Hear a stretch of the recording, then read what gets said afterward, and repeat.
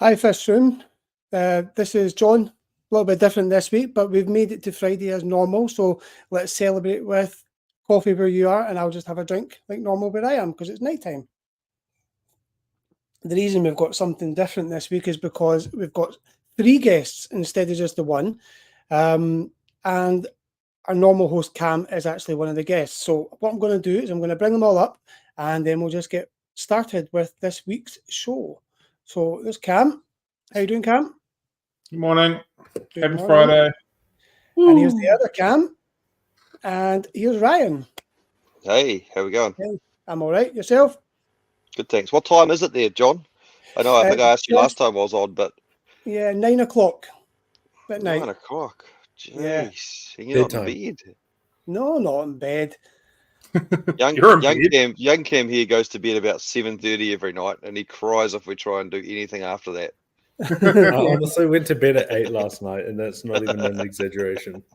Now, you guys get up a lot earlier than I do, though, so especially when you're doing your podcast, which is what we're going to talk about today.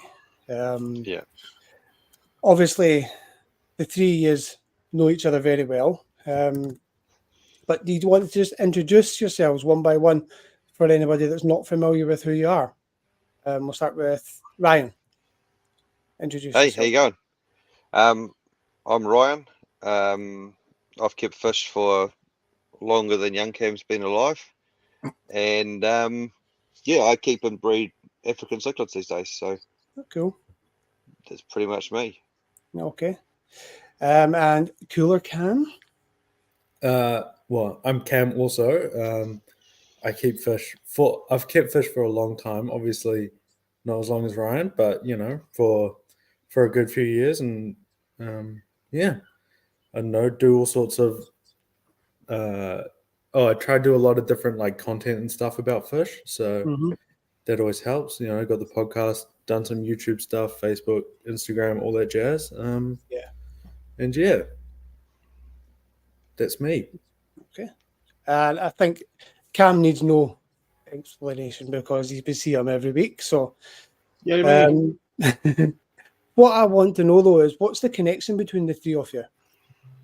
Like, what's brought you together? As in, how do you know each other? We all live in New Zealand. Okay. New Zealand. Saying Cam lives in New Zealand is a stretch. We all like fish.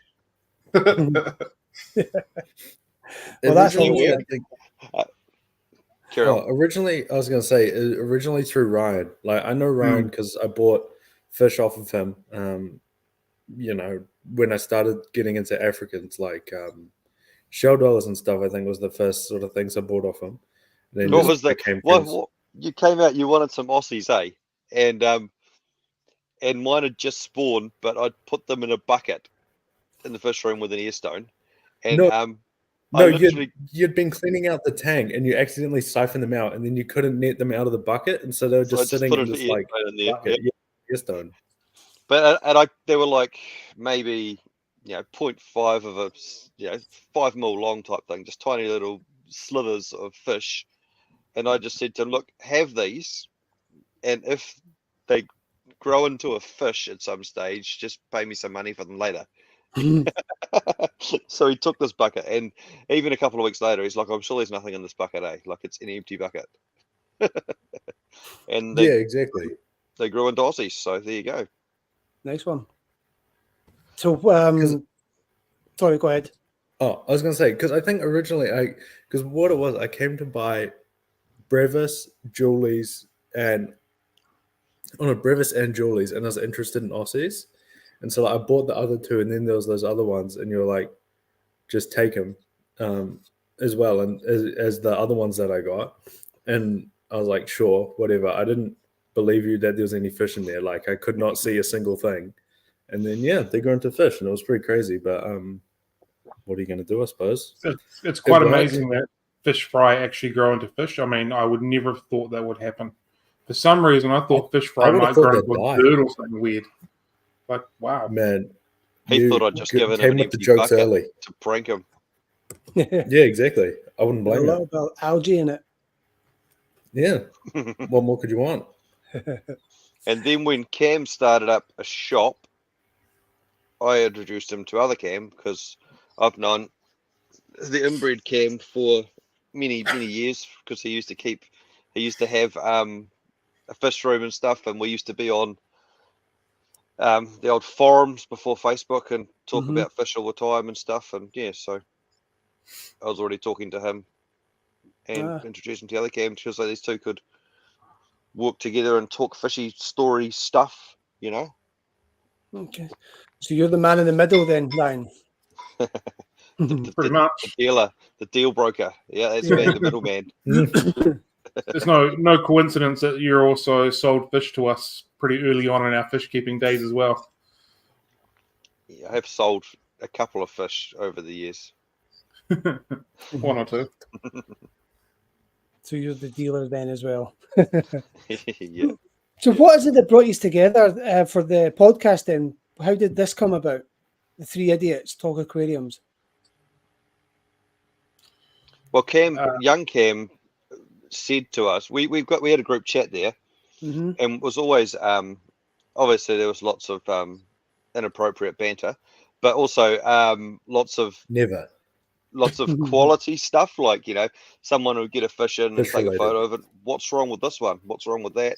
Or we'd talk about the industry, or we'd talk about this or that or the other thing. And then young Cam was like, hey, this could actually add some value to some people, you know, like some people's lives, and it might be fun to make a podcast.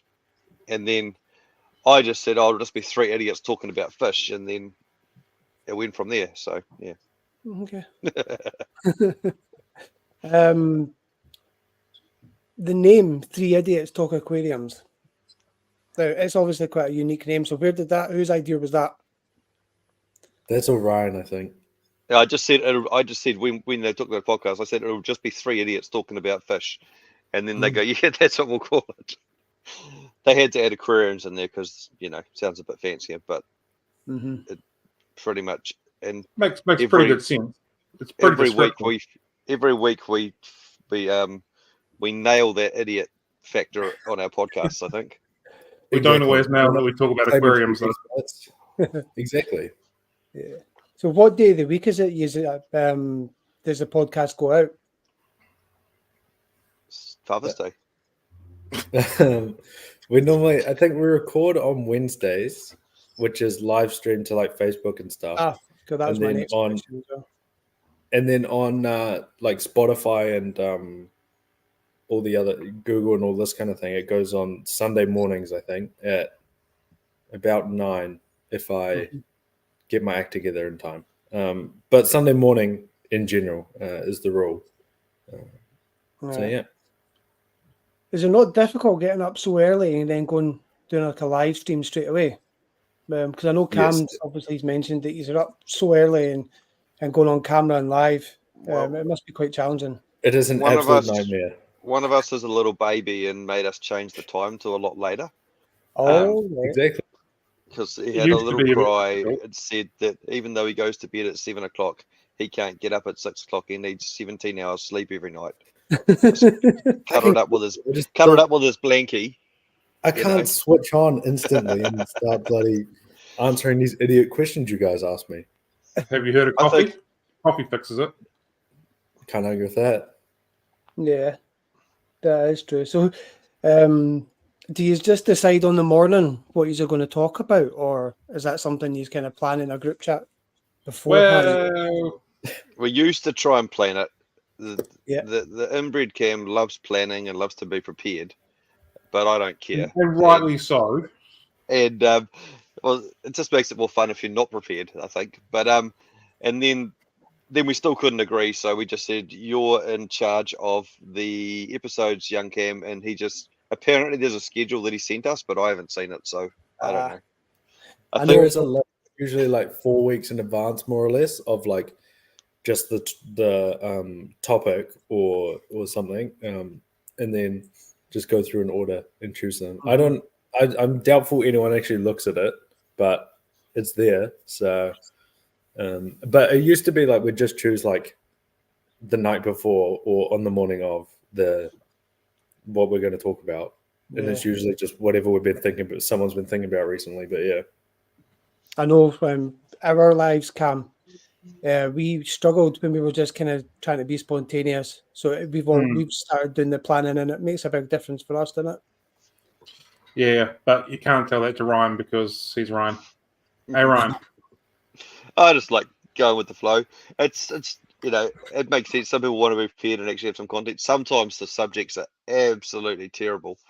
Like we did this one that tanked like you wouldn't believe. It was like, if you were a fish, what fish would you be? And it was just the worst. I think I had people messaging me afterwards going, "Oh my god, that was so terrible, so terrible. It was good." I was just like, "What are we doing?" Well, the irony is, give you ideas sometimes. The irony is, it's Cameron's favorite episode that we've ever done. Yeah, I love it. It's a good time. But it's the one episode I remember the most. So it's the episode I get asked about the most, I'd say. Yeah, it sticks in people's mind. It stands out. It's not just another episode. Yeah, it was pretty bad. They're kind of living up to the name when you've got subjects like that to talk about, I suppose. Definitely. Sometimes, but if you're serious every week, get depressed. So sometimes it's fun to just have a laugh. Absolutely. Do you kind of focus on like certain themes, or is it like a constant, or is it just absolute random every week? I think so. Obviously, I probably am the one who has to answer this question, given that I'm the only one who thinks about it. But I'd say overall, the thing I try to do is like give a perspective that a lot of people won't otherwise get. So like with us, I think we're pretty relatively uniquely positioned, like particularly for New Zealand, but I guess internationally as well. Where like me and Cam both work in the industry, and then Ryan has a lot of kind of, I don't know what you'd call, but like knows a lot of what's going on like behind the scenes through like contacts and that. So the word you're looking for is knowledge. No, I mean more like knows some stuff from some people. Stuff. Yeah, like connection, but he knows it. Yeah, and so I try to like talk about stuff that people wouldn't otherwise hear. It's like that, and then also like stuff that's specifically related to New Zealand that people don't get elsewhere. Like a lot of things, for example, if we talk about medication, a lot of people bring questions or knowledge that comes from like American YouTube videos or that, but it doesn't apply to New Zealand with what's available, whatever. So we try to, that's the other thing, is tailor things so that it's applicable or works in New Zealand on the other side, as well as that unique behind the scenes, like how stuff works kind of side of the equation, I guess. So yeah, that'd be it. And then sometimes it's just like, I just want to talk about this, so let's do it. Yeah. And it might be the most random. Yeah, exactly. Have you ever had like picked a subject in advance, and then it's just you've just struggled with it, like it's been an absolute grind to get through it? Or what fish would you be? There's been a couple where basically the beginning segment of it we talk shit about what's been going on. And sometimes that's extended for most of the duration of the podcast, and we haven't actually got to the topic, or we've done like 5 minutes or 10 minutes on the topic. So it's interesting how that's evolved. Like we used to be, there was nothing, no random chit chat, or very, very little for maybe 5 minutes, and we just talk on a topic. And now it's totally gone the other way, which makes it way more easy to do. Exactly. Yeah. There has been some though where we've, I think, struggled, where there's been some episodes where either we haven't really thought that hard about the topic ahead of time, or it's something we don't know enough about to we really don't know anything about it. We get a lot of questions about I can't like. Don't lie, we do not get a lot of questions. We do not get questions.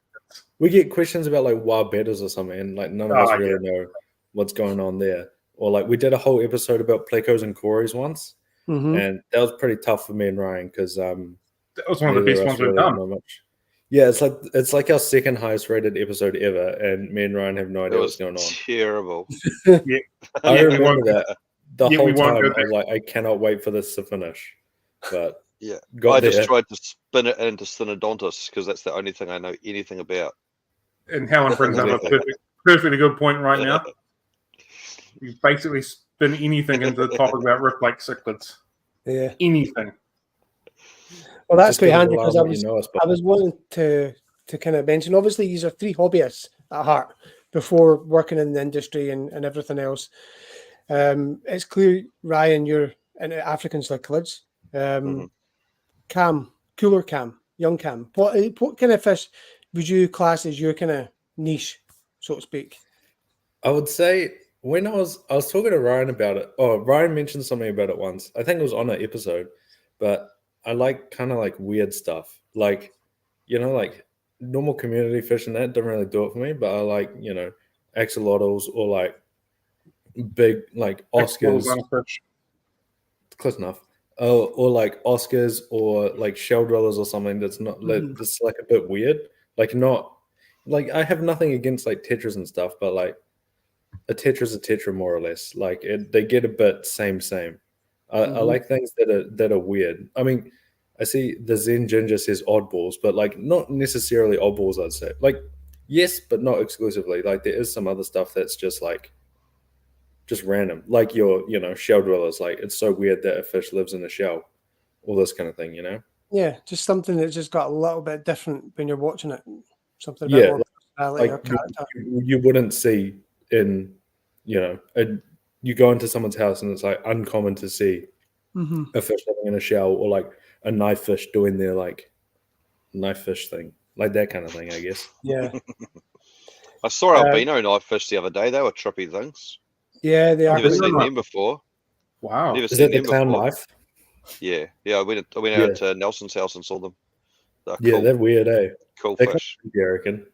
What's that? They're kind of creepy. Like the red eye.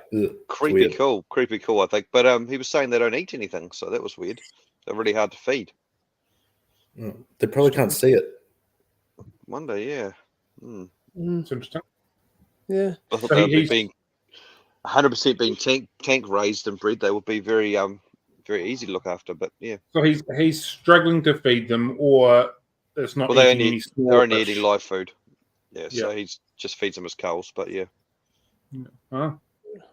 Cancelled. So, Ryan, obviously, Cam just mentioned that you've got a gift of bringing in rift cichlids. So let's talk about that for a minute. How did you get into them, and what do you find fascinating about them? African cichlids. Well, yeah, I bought a tank full of random assorted African cichlids, and brought them all home, and then went on a quest to try and identify them all, and then went around to another guy's house who was a breeder, and was just blown away when I walked into this fish room and saw all the cool ones and all the proper ones that he had. And since then, it's always just been a quest to try and find good ones and breed good ones and spread good ones so we can have good ones in New Zealand. Because I don't know, most countries in the world you can actually source decent fish, or you can go into a shop and see decent fish, but in New Zealand it can be very hard. You could probably go to every store in Auckland and see maybe one or two nice African cichlids, So have you got quite a few tanks then? I'm around 60 somewhere. So yeah. Yeah. One or two. Unfortunately, I'm not very good at making them or fixing them, so they do tend to how many irrigate. They tend to irrigate the fish room, the floor. But it's part of auto change. Don't worry about it. Yeah, I need to actually get some more tanks sorted, because they're all leaky ones and they're no good. But yeah. Cool. And Cam, obviously, most of our viewers know a lot about you, but just what would you class as your niche within the hobby? Not the industry, but the hobby. I don't know. At the moment, not really too much. I still am into plecos. That's something I am really interested in, but I haven't really been paying too much attention to them recently. So probably plecos. Yeah. Shut up, Cameron. Because you get there and they're hiding under a rock and they disappear for like a year, and I forgot about that fish. No, it's not because of that at all. Because from a business point of view, it makes more sense to breed things like live bearers and tetras and stuff like that than what it does plecos. But yeah, they're probably one of my main interests. So yeah, I do like plecos and fancy plecos and corridors and that kind of stuff. Okay. Yeah. I mean, obviously, so far, it's clear humour's a big thing for you guys with the banter that goes on. Did you make a conscious decision to bring humour into it, or does it just come through your friendship that you just can't help it? I just want to click that you said that I'm funny, and I'm going to just like hang that on my wall or something, because words weren't funny. So he didn't classify funny or funny looking either. So it could be either. I generalised as well. I said humour. So yeah, it counts. I'm not coming back.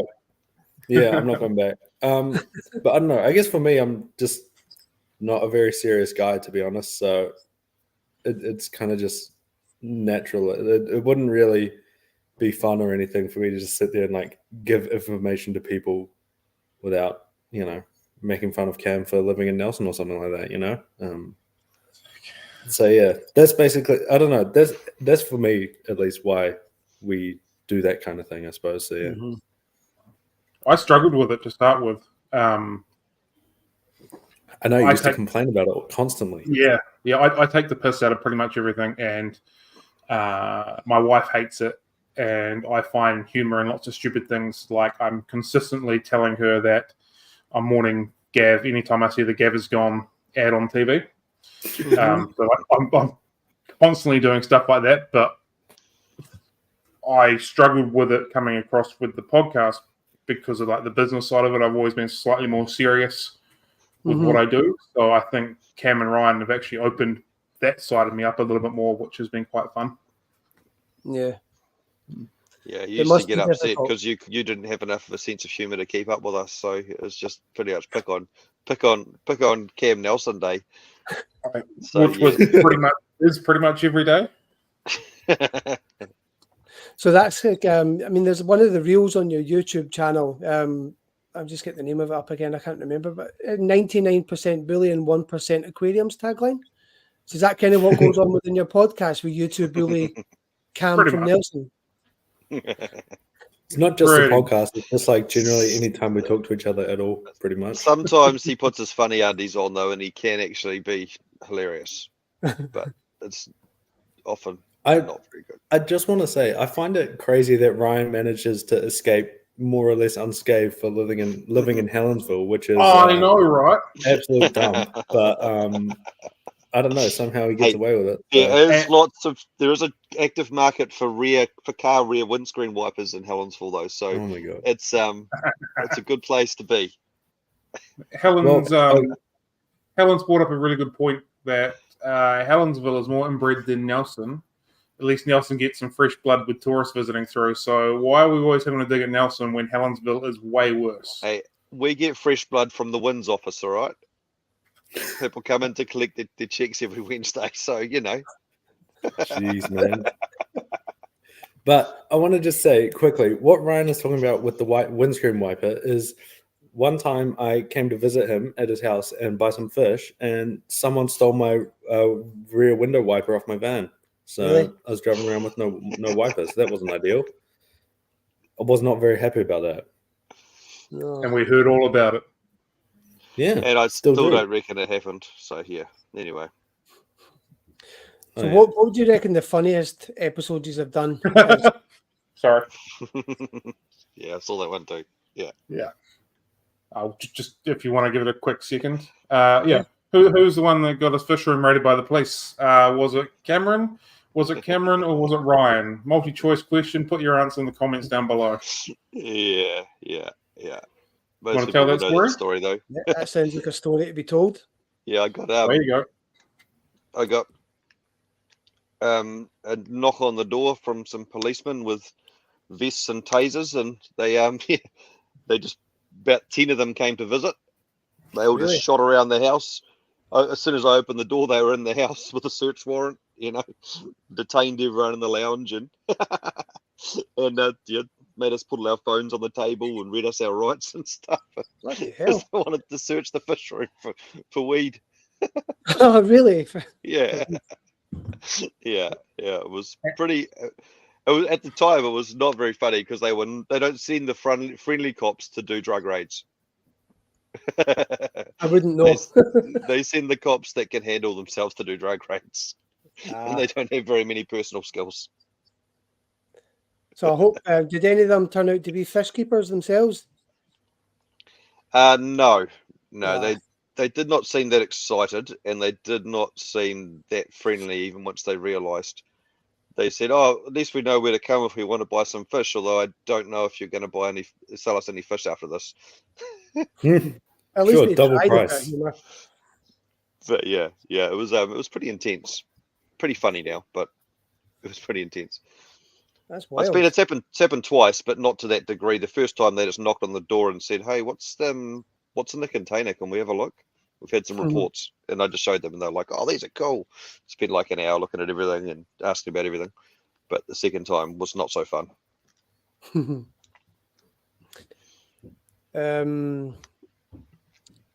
I forgot it was a container that you had.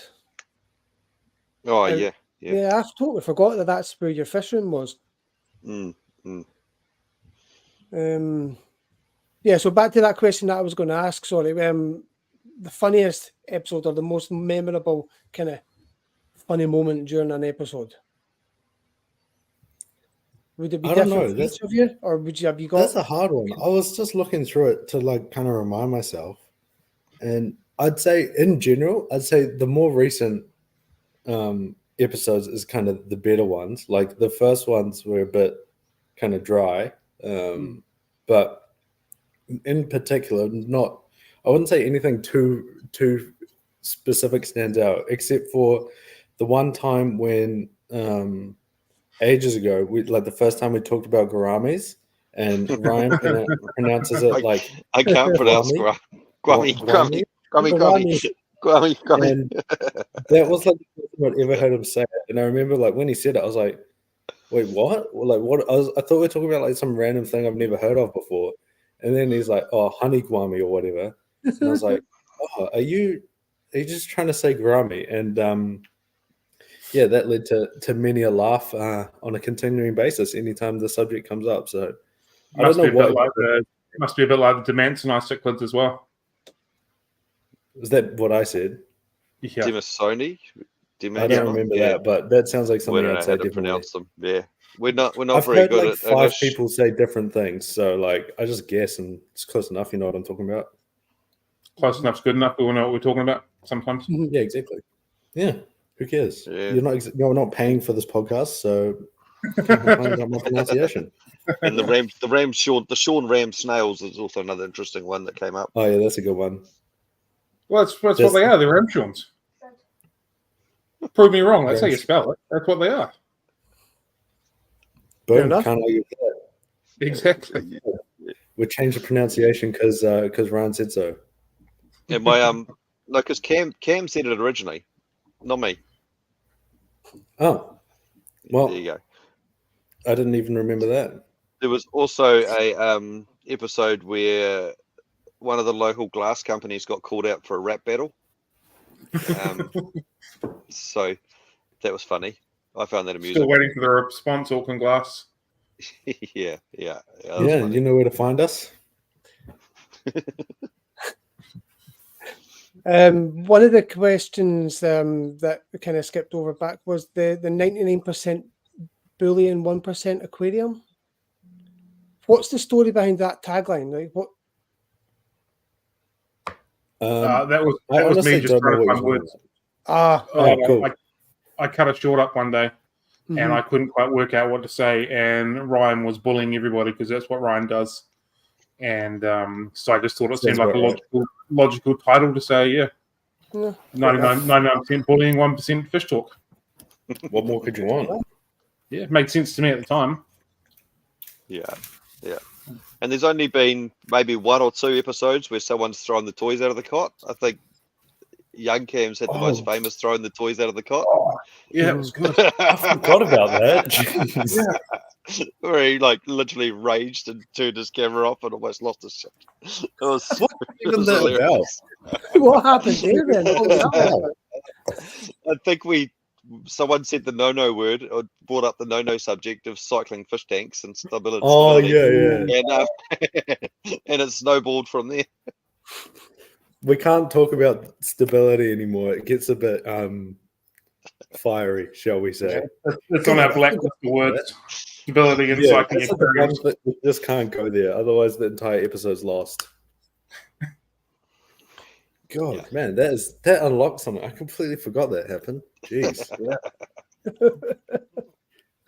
So I was going to ask, what like when you're doing your podcast, what do you find challenging, or what has been the most challenging part? But maybe stability is one of them kind of things that's become challenging. Maybe stability's all right because it's kind of funny, I guess. I don't think that's challenging. We all just kind of had different views on it, as opposed to challenging. I don't think anyone's ever wanted to stab each other after incidentally. Subsequently, you have tested it and verified that we were right, hey? So there you go. Yeah. Define right. Define right. Not wrong. Depends on what we were looking for at the time. We have defined or realized that cycled media cycles an aquarium faster than using stability or other products, but the other products still work. So it depends on who's paying for the test and who's trying to find out what. It depends on what the answers are going to be. Because that's how all science experiments go. Yeah, exactly. Yeah, we don't want to get into that. Nope. But in the planning for your podcast, has there been any kind of element that's been quite difficult to all kind of get on the same page with, like the time or the way the platforms or whatever? Yes, I think yes. Yeah. Oh. There has been conflict around that before, because someone who lives in Nelson wants it very structured and very planned and to know exactly what's happening at every single time. And it's some other people just want to go with the flow and sort of cruise along, you know. So I think there is some of that, and then also just some of the stuff of like sometimes we don't really want to talk about stuff like. I think we like to talk about what we like to talk about. So like broadening that sometimes is a bit challenging for me, of like bringing in new things and like pushing it far enough where it's like new stuff, but then not too far where it's like we have no idea what's going on. We can't offer anything. So like kind of finding that middle ground's a bit hard sometimes, but I don't know. We get it wrong sometimes. Who cares? I think we're sitting on a relatively nice balance at the moment, for the best part. Yeah, I still think we need to go back and touch base on some of the original stuff, like what different sorts of fish there are. But you know, you guys poo-pooed that idea, so that's cool. I don't know. We can, but I haven't actually thought about it, to be honest. But yeah, figure it out. What's the worst thing that's popped up during a live? Like you started off with a subject, and you're getting into that subject, and boom. Towards about the 45-minute mark, young Cam needs to take a crap, and that's about the worst thing that pops up on the lives, because you can see his eyes. You can see his eyes glaze over, and he starts staring at the wall. And he can tell he needs to go off and go toilet because he hasn't done it before the podcast. And every single time he does it, and I do it before the podcast sometimes, but then if I drink all this coffee, then you know something's got to happen. But another thing that is a little bit hard to navigate is Ryan doesn't control his mouth sometimes, and there has been a few things he said in terms of the way he puts things in terms of like swear words and like jokes and stuff that he makes, where it's like that's going to be problematic kind of thing. That is a bit. No, I don't know if that's challenging. It's just a bit annoying, really, more than anything. He's like, I have to flag this as explicit on Spotify now, and people can't watch it. Well, no, it just means it doesn't get suggested something. with both the cams, if they were doing something like what me and Cam do every week, that's tied to a business. But what you guys are doing is more of a hobbyist element. So there should be a lot more flexibility with language and stuff. Obviously, you're not wanting to offend everybody and make it explicit, but I do see where Ryan's coming from in the sense where he's not tied to any company. He doesn't have to worry about his reputation or that sort of thing. Whereas both the cams, he didn't have to worry about his reputation before we started the podcast. It's already in the dirt. Yeah.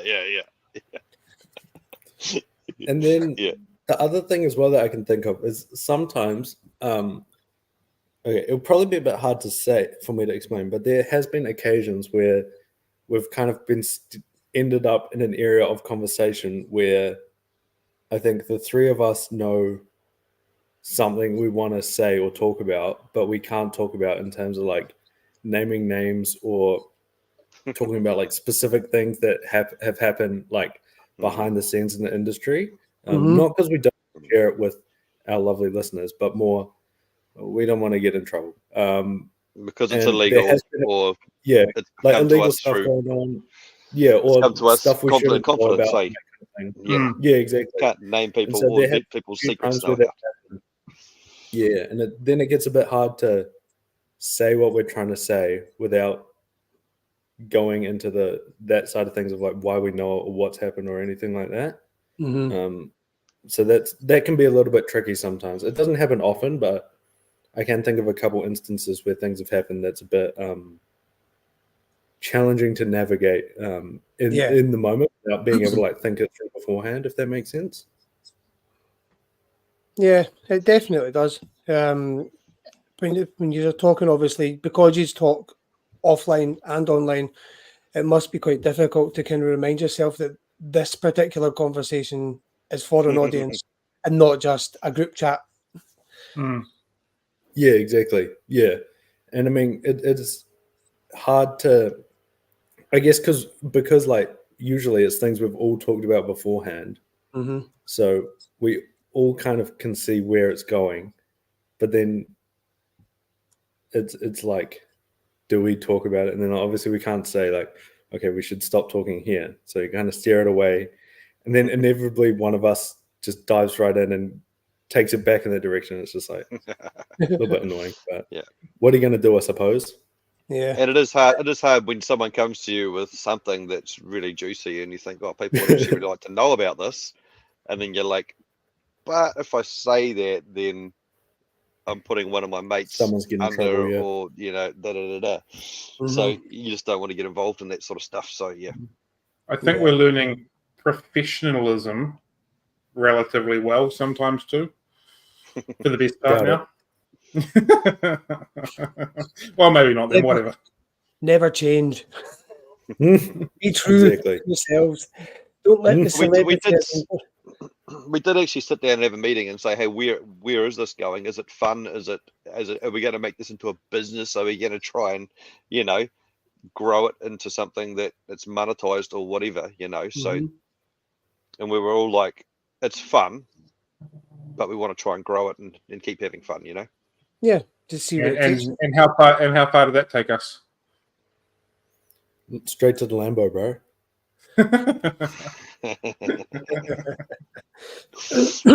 So obviously it goes out live and then it's a podcast, which means there's an audience. Does your audience? Debatable. Yeah, no, I've checked Somewhat. it out. There is some people watching it. Whether it's just you guys during your edits, I don't know, but it's all Cam's fake bot accounts. I don't have fake bots. Yeah, he definitely pays for bots in Nigeria somewhere. Yeah, he used to pay for bots and then he hired me, and I said I wouldn't work with bots. So, I definitely noticed the intelligence level of the bots dropping around that time, I think. Yeah, that'd be about right. They got way less creative and way more obvious, Yeah, pretty one-dimensional. But your audience, how does your audience affect what goes into the next episode? Is there a level of interaction there, or is that still to come with you being fairly new? Sometimes, but not really. Yeah, sometimes we get like specific requests and questions in that. Like people will be like, "Oh, I would like you to talk about such and such a thing," and then generally I'll put that straight in and kind of like skip it to the front of the queue of the upcoming topics. Right. Just because obviously that's what I have feedback of people wanting. And then the other thing is, like the other two mentioned, the first like 40 minutes of an episode generally is pretty like free form. And because it's live stream, we get a lot of, well, not a lot, but people comment or ask questions or tell stories in that. And so a lot of it's kind of going back and forth with people in that sense. Not so much in relation to like ongoing episodes, but more like in the moment. Like, for example, I can remember like Helen, who listens to both of our shows. She, like a couple of weeks ago, we were having a discussion about like battery air pumps as she was getting prepared for a power cut. And we went, back and forth in relation to that a few times. And, that took up a segment of the episode, I guess. So, there is a bit of that kind of thing that goes on as well. Good. I also really appreciate Helen because she said that the 3 Idiots is the highlight of her week, and I'm never going to forget that. That is amazing, and that made me feel special. So thank you, Helen. That makes me sad. Because you're not the highlight of her week. You were the highlight of our week. And now I'm finding out it's you guys. Is it because just I'm Scottish? Because you're Scottish. Well, you see, I win either way. As long as I'm involved, I'm the highlight of her week, so I'm happy. Yeah, you do win. And it's for me, it's really good, but also concerning for Helen's mental health. I'm worried for her welfare if that's her highlight of her week, because the bar's pretty low. So, do you have specific roles, like who does what in the production of a podcast? Or is we do, but it doesn't really happen. Who doesn't do what is probably the best point. Ryan shows up and talks for an hour, and then that's his input ended, basically. And then give us some shit for the next 6 days until we do it again. Yeah, pretty much. And then I do the coming up with the episode ideas, and then I guess I do a bit more of the hosty kind of stuff in the episode. And then Cam does the, making it into shorts or, cutting pieces up. And no, I'm supposed to be cutting pieces out. Do you? How well did that go? Exactly. I did one episode. You did one short. One short. Oh, better than nothing. But yeah, we're probably going to get back to that. Start doing some more of that. But yeah. Yeah. But that's more or less how it is. But it's pretty amateur, let's be honest. Kind of just wing it most of the time. So yeah. Absolutely. That's about it. But we got vaguely defined roles. Who does the thumbnails on YouTube? Because I was looking at them earlier on, and I was quite impressed. Oh, thank you. That's all me. Is that why your face is on all of them then? Did you see the one with me catching a giant neon tetra with a fishing rod? Yes. That's a good one. That one. I like that. There is a story there. So I wanted to share it around a bit, and so I asked these two for pictures of them like doing certain poses so I could cut them out and put them in the thumbnails of like I don't know, shocked or whatever. And Ryan sent me like 3 pictures, and I was like, okay, that's not that many, but I mean it's better than nothing. And then Cam was just like, nah, I'm not doing it. So, and I like asked him like 4 times. He's like, nah, I don't want to. I don't think we need to. I don't want to do it. I broke him when I was getting him to do that for his product reviews. Not doing it. I had him posting like, no, yeah, I hate it. That's the kind of thing I was trying to do. No, straight up no.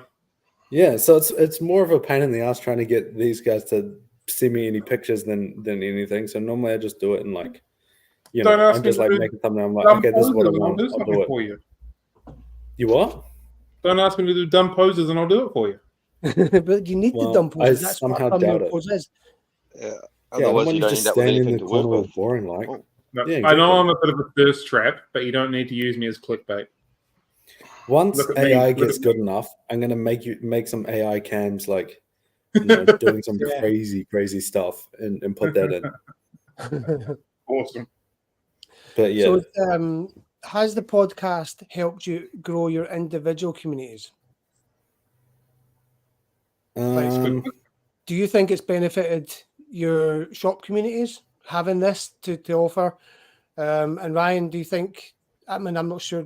You've got your own stuff going on as well. So, do you think it's benefited you on an individual level? Sorry, what was the question?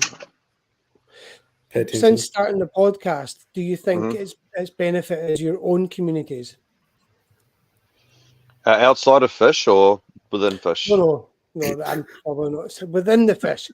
Within the fish. I know mates message me and stuff and say, "Oh, you should talk about this," and "Oh, that was crack up and that was fun and stuff." But to me, it's just fun. It's an outlet almost, like it's just, I know a little through obsessions with fish. I know a lot about them and got a lot of knowledge there that I can share. Still learning lots though from other people in that, and some of your guys' stuff you do on Fridays is interesting, like that. Gerard Bassler one was really good. I really enjoyed him. He was cool. So it's interesting just to learn new things and figure out why stuff happened. Even 5 years ago, that's why that happened. That makes sense. So. But for me, it's more of an outlet. Yeah. I think. I was going to say, I think for me, it helps in the sense that, like, if we explain something like how to do something or whatever, then people know, and so then I don't I guess it helps. I'd say it helps more educating existing communities more about not even anything crazy, but just like people learning about new stuff that they haven't thought about, like different types of fish or whatever. I'd say that's probably the main benefit, I guess. But I'm sure we do have new people who found us from the podcast and that, but not as much as I've heard, I'd say. It blows my mind when, maybe last week or week before, I had someone come into the shop and said, "Oh, now I can put a face to the voice." So obviously they've been listening to the podcast. So I've had a couple of people come in and they've talked about things that we've sort of talked about on the podcast. So in that sense, it probably does. But yeah, the odd person, maybe 2 or 3 now that I've never ever met before, had never been into the shop, start talking about the podcast or things like that, which is really interesting, which I find quite cool too. Yeah, that is quite cool. Because obviously the only interaction we have with people was when we do the lives, and then because we're putting it out on quite a few different platforms, it's hard to know who's actually interacting with it. Yeah. Have you ever? Oh, sorry. I was just going to say, if I log in here, and because the thing that always surprises me is we have heaps of like international listeners and stuff. Like we get heaps of like Americans and Canadians and like South Africans and all this kind of stuff, which is pretty crazy. Like to think about that there's people from all these different places that just hear us from New Zealand. And it's hard when you're insulated in your own little community to think that this thing is going out to the world. It could go out to the world, Yeah, exactly. And I mean, we hear from them occasionally, like people from different countries or whatever we've heard, but probably not a ton. But I guess enough to open your mind up and such. Makes you feel like you're making a difference in the world, almost like we should be up for a Nobel Peace Prize at some point soon. Possibly, definitely. Hey, I look forward to it. Definitely. Did you manage to get a fish named after us when you met with that I forgot all about it with Heiko. Forgot all about it. That was going to be one of our questions. Can you name a fish after the 3 Idiots Talk Aquariums podcast? 3 Idiots, I think would have been a cool name for a fish. Yeah. How disappointing. I forgot. Sorry, boys. For the guys that run the shops, have you ever had somebody come in with a question not related to the podcast, but you've used the podcast as a reference and said, "Why don't if you listen to this, this could help when you go home or something?" Yeah, many times. Good. Yeah, I have too. And then the other thing as well is like probably not as much as we should have, but like on Facebook and stuff, if you see people asking specific questions, sometimes being able to kind of like link back to an episode or something that gives a bit of context about whatever they're asking or a bit more detail or something like that. it is useful in that regard. Like for example, if people want, an introduction into like African cichlids, I can just send them that episode, and they get way more information than they would otherwise. In a 10-minute conversation with them in person. Also, they do get subs. sometimes get 3 different opinions. I suppose. Like we don't always agree on stuff. There's some things that one of us is blatantly wrong about, but we don't always agree on stuff. You mean like African cichlids? But that's good, God, you've awoken the beast. Exactly. So it is showing people there is more than one way to skin a cat. And that's the problem a lot of people have, is they get, seen it so many times. People go off and Google something. Why is my fish breathing funny? Oh, feed it some peas or something, or do something else, And they do about 30 different things to their tank, and then all their fish keel over because they so many different opinions. So it's interesting to know there are different opinions out there, and try and figure out which one resonates with you the most and stick with it. I mean, podcasts have been around for a while, and with social media coming on the scenes, like YouTube and things, what made you decide to do it as a podcast and not just 100% on YouTube or TikTok or anything like that? Initially, when we started recording, I didn't realize it was going on YouTube. Right. So like the first couple of episodes, I wasn't caring what was going on in my videos, and then I realized, it's going on YouTube. And initially, we didn't do it live either. So initially, it was aimed purely at Spotify, with just a random video chucked up on YouTube just in case. And now it's grown into the lives and Spotify, right? I think it was just the availability of the software that we used that made it be recorded. If we had access to just a pure audio recording, it possibly wouldn't be any sort of video now. It would just be audio still, I suspect. Yep. Yeah. Cool. And what software do you guys use for doing everything? Is it Streamline, Livestream? Exactly the same one that we use for this. Yeah. So I keep it easy. Cam already pays for it, so we can just piggyback it. 100%. The Fisher pays for our streaming system, our live stream setup. And I was like, well, I've got this already. I'm already paying for it. Should we see if it works? And we're like, yep, and it worked. And more importantly, we know it works. We know how to use it. It all works. Yeah. It all makes sense. So it does everything we need. Yeah, no, it makes sense. Definitely. Right. The podcast itself, it's something that you guys really enjoy. And do you think it's had a positive impact on the hobby? Or is it kind of still too early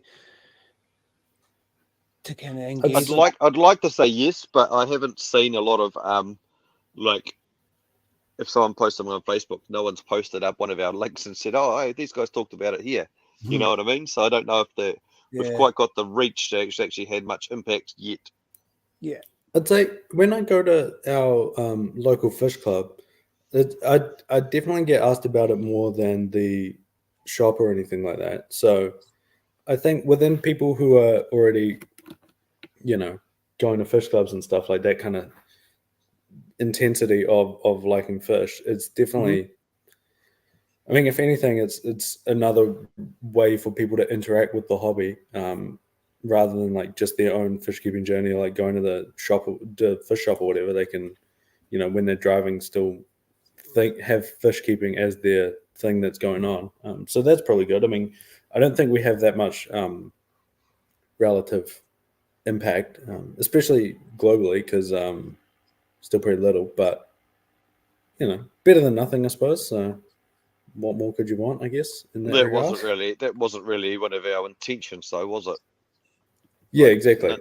None of the three of us said, "Wow, I really want to get out there and have this massive impact on the global hobby." We all just wanted to get Lambos, and this was the fastest way to it. Yeah, and crypto keeps going down. So, what else are we going to do? Absolutely. I mean, obviously, fun and humor is a major thing in it. But has there ever been, or should there be serious topics that you have discussed, like wanted to maybe address a misconception or kind of take a step aside from the humour for a moment and just say, right, we're going to talk about this. That does happen. Obviously, we do talk about actually topics, and we do actually impart information that is not just us taking the piss out of each other. I think we try to, when we talk about something serious, we try to talk about it still in a fun way. Just so that, I don't know, I guess for a few reasons, like that is, you know, who we are, I guess. But then also making it a bit more approachable to average people. Like if we're talking about something important or serious and then just like, you know, being all serious about it, then I don't think people listen as much. So still in a way that has fun. Like when we talk about a couple of weeks ago, we talked about like illegal fish in New Zealand. We still got, you know, all our jokes in and everything like that. But obviously that's a bit more serious than discussion about what fish would you like to be. But it's still, you know, a bit kind of, we try to mix them together. But obviously episodes like about what fish would you like to be, pretty much the whole thing's a laugh. But then sometimes it's like, we need to talk about this, still make jokes. There's definitely some good information, some good content out there. We obviously just don't do it in a very boring scientific way. It's like you know, unless you want to listen to games. That was not done in a scientific or boring way. It was 10 minutes of us glancing over what little we know about scientific names. Before we go any further, I want to know what fish you did want to be, because you've brought this up a few times now, but nobody's actually fessed up with the fish that they wanted to be. So, Ryan, what fish did you choose and why? I think I said I wanted to be a goldfish because I hate them. Okay. I couldn't even, it was just such a dumb topic that I just couldn't even think of anything serious. I was just like, this is just the stupidest thing I've ever heard in my whole entire life. Yeah, I couldn't even, my imagination couldn't even go there. All right. Yeah, young Cam? I don't 100% remember, but I feel like I chose to be a Corridora, but like a life-size one. Like a human-sized one, like a real massive one. I honestly, I have no idea why I chose that. Like you said because it's like semi-armored. Sounds dumb. I think you said because it's like semi-armored and they had these weird little whiskers that would be massive when you got bigger, because you can't clearly grow up very well. I can grow a beard. Don't worry about it. It doesn't. It's getting a bit ginger though. It's getting a bit ginger. It's a bit weird. No one in my family's ever been ginger. That'll change, mate. Oh, thanks, bro. I look forward to it. Cam, what did you pick, mate? I actually can't remember either. I want to say something Didn't stupid. Someone say an Oscar? Yeah. Someone say an Oscar? No. Yeah, I think we had a few rounds. Maybe I actually can't remember. I want to say like something stupid like a guppy or maybe a pleco, but I can't actually remember. I think, didn't you say an episto or something? Maybe we should have watched all that episodes before we came on, so we knew what we were going to do. I don't even care that much about that to even watch it. I think I would like die inside a little bit more. Deleted that, eh? Yeah. Right. So, has there been any myths or anything that you have kind of debunked during your stability? It's the no word. We're not allowed to talk about it. Not allowed to say the word. But yes, I'm sure there has been. What do we talk about? Like, because I know the tank cycling was one of them, because there was a lot of myths and things, but you've done well to debunk. But anything else? It's not really. We kind of just talk about more about just the range of sort of misinformation that you can get out there, and a lot of it now is clever marketing disguised as information. Yeah. You know, like people write a blog full of information, but it's covered in sponsored links and linked to information that's paid for by manufacturers. So it's hard to, I guess we also all sort of believe that there's no magic pill to kind of fix everything, you know, like you can't just sometimes your tank goes cloudy. You don't just buy a magic pill and fix your cloudy tank. You know, like sometimes you got to wait stuff out. You got to have a little bit of patience and not knee-jerk reaction and just go off and half-cocked and do like 10 different things, because you're just going to run into more problems. You know. I think in that vein, something. I mean, I don't know if I'd describe it as a myth more than like a trap people often fall into. Is like something we all agree on that we've talked about quite a few times. Is the idea of like routine worming your fish. So like a lot of people maybe every few months or whatever will throw prazi, for example, into their tank to like worm their fish, and that's something we've talked a lot about. As in, number one, being ineffective, but then also in some ways being like actively harmful,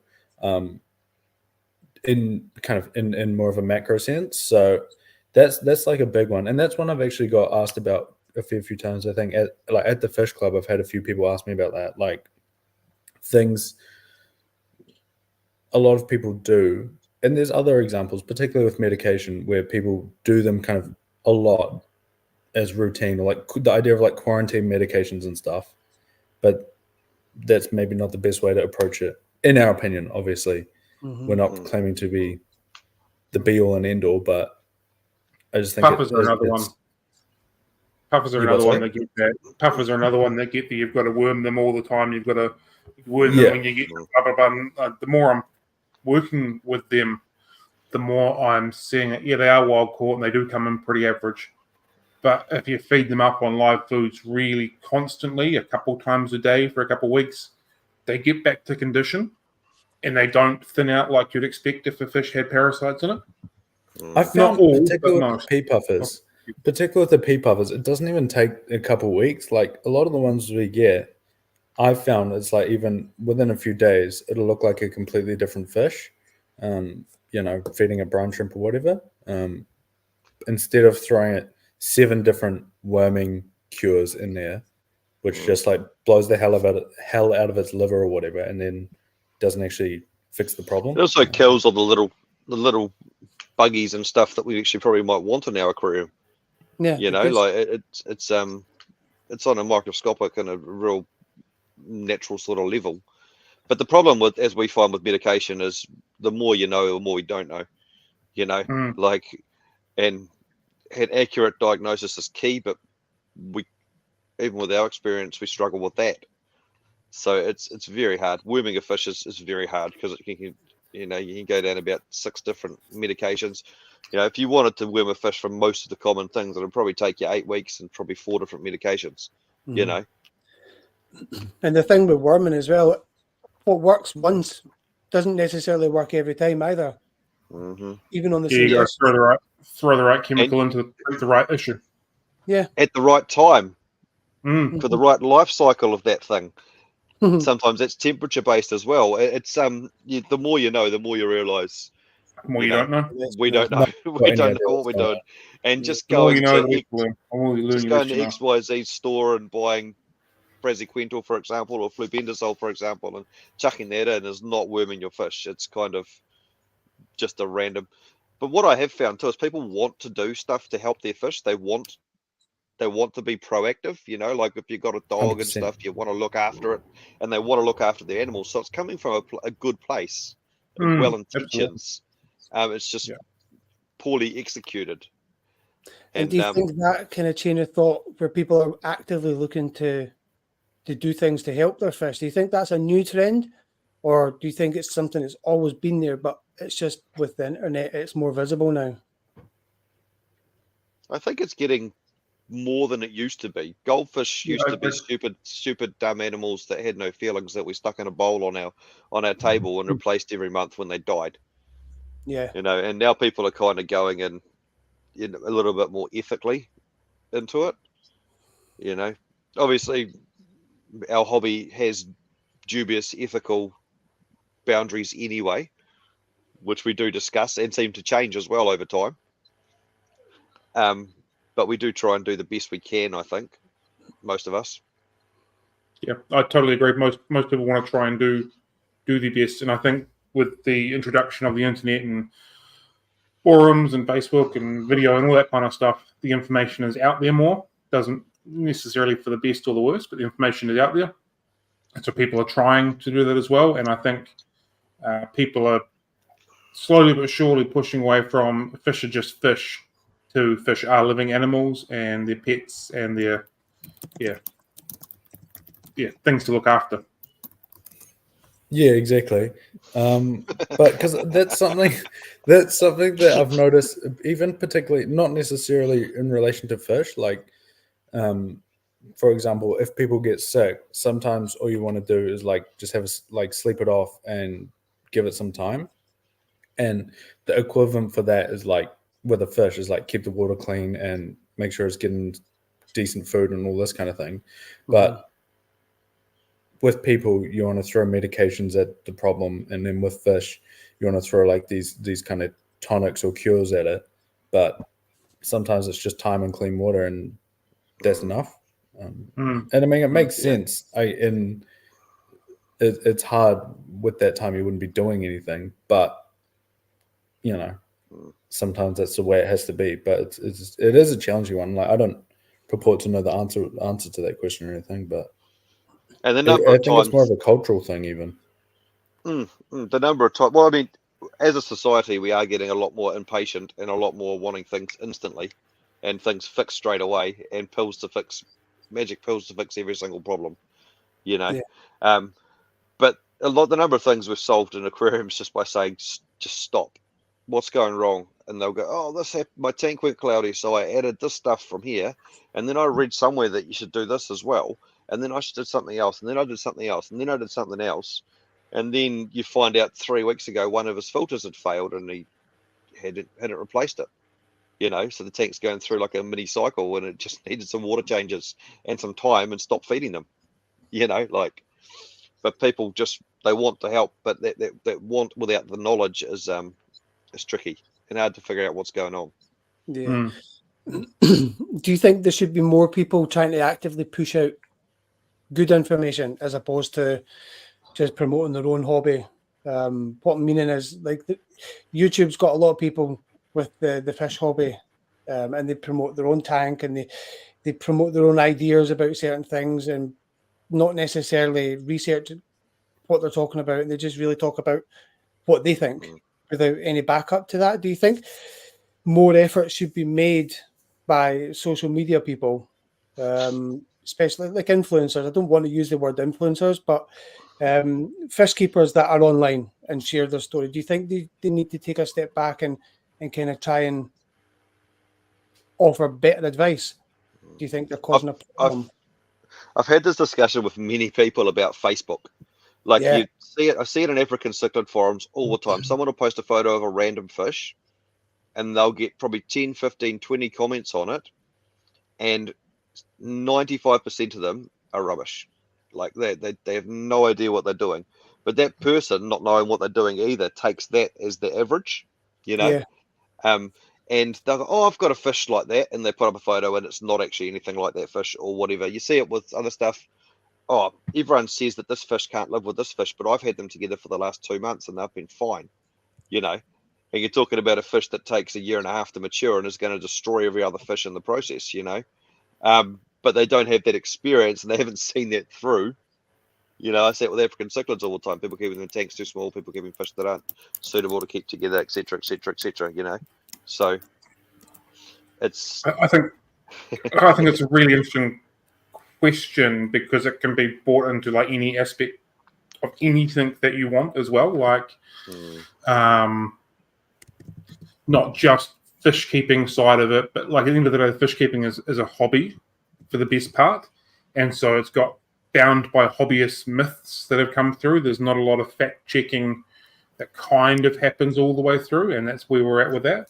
But like, you can do the same thing on so many different aspects and avenues throughout any topic you want and have the same conversation. But at the end of the day, also, it is a brilliant and the good thing about the internet, right? That everyone can have an opinion and everyone can voice their opinion. Right or wrong. You guys need to get out of there. Anyway, there's a private chat going on about Cam looking like he needs to poo because he's gone quiet and started staring off into space. So, Absolutely. I have been talking. He's got a clue. anyway, I'm just tired, man. It is an interesting one. Tired because you went to bed at 8 o'clock and not 7 o'clock last night. Yeah, pretty much. Okay, man. It's under control. Yeah.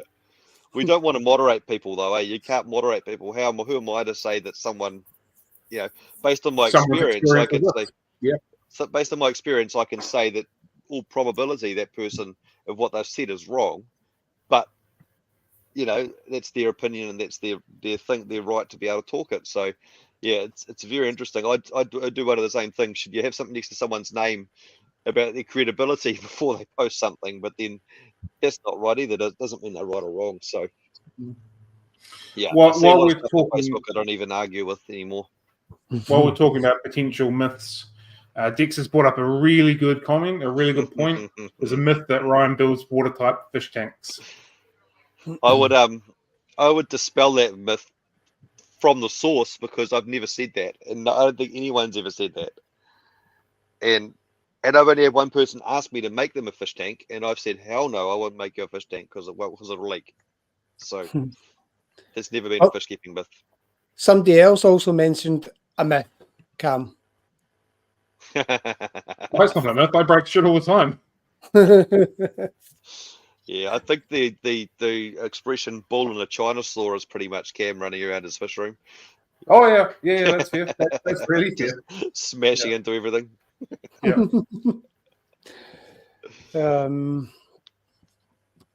I must admit, obviously, I don't have a fish room, so I've only got one aquarium. And when I'm talking to you guys, the impression I get is that you've got a lot of knowledge individually and obviously collectively.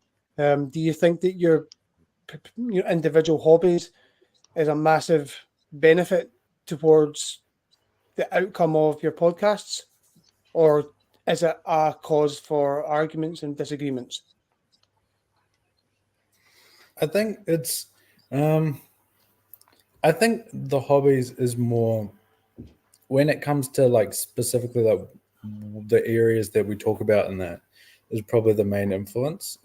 Because I guess what the whole idea is we like talking about what we like to talk about, if that makes sense. So yeah, and I think probably for I guess I don't know the right term. I wouldn't say I guess in our industry sort of side of things, like all three of us, even though Ryan's not really working in the industry, he does industry type stuff, and that probably helps more when we're talking to a lot of people who are maybe getting started or encountering people that are having some specific issue with whatever they're running into. That I think adds a lot of value to what we talk about and the experience side of things. And it just I don't know if our personal hobby does, in the sense that it's not as interpersonal, I guess, which is I think the main thing that comes from the podcast is like just talking to people or helping people with specific issues, or even just I feel like my hobby kind of with a lot of my hobby is through the lens of other people, like experiences like I have in quotation marks with other people's tanks.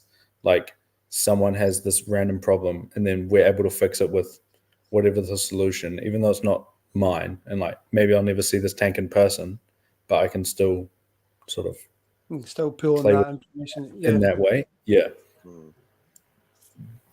But yeah, that's what I reckon, at least. Okay. Who knows if I'm right? You're wrong.